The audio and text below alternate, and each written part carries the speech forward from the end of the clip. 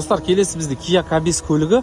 Бұл 2020 жылғы 170 000 км жүрген 2 литр заводской газбен мокрый асфальт түсінде, кузовы тап-таза, такси болмаған, ешқандай сызылған, жырылған жерлері жоқ. Өте жақсы жағдайда R16 диски, штатный заводской дискілер, резинасының қалдығы 85% бар екен, алды жағы, арт жағы 90%.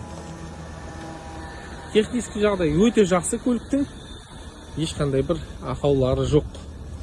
Бір аздаған, бір сызылған жерлері бар, бір-екі жерлер. Енді бұл темный цвет болғаннан кейін тез көрінеді. Мысалы, мына бір жер краски қатты кірмеген, полировать етсе де кетіп қалатындай. Так, артыңғы парктрониктарымыз бар. Асты жақта тап-таза көліктің. Багажнигіміз. Газовый баллоны мұнда осылай астында орналасады, запасканың орнында. Арт жақтағы барлығы тап-таза. Екінші қатарға келіп салон. Так, бізде салон екінші қатар осындай сплошной диван, кожасы жақсы сақталған, жыртылмаған, езілмеген заводской поликтарымен.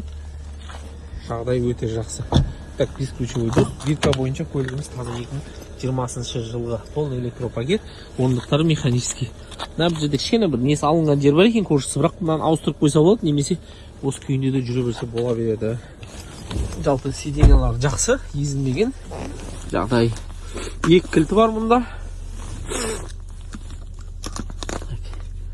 Кілтті көріп жүрек, міне кілтте автохолд, яғни міне автозавод бар екен, яғни қашықтықтан от алдыруға болады. Бір аймақты климат. Коробкамыз жақсы жасап тұр ойдағыдай. Міне артқан көрініс. Драйв мод, обогрев сидений бар екен, 170 000 км. Полный мультируль, адаптивный круиз, удержание полосы, руля. Барлығы бар екен, қажетті опциялар.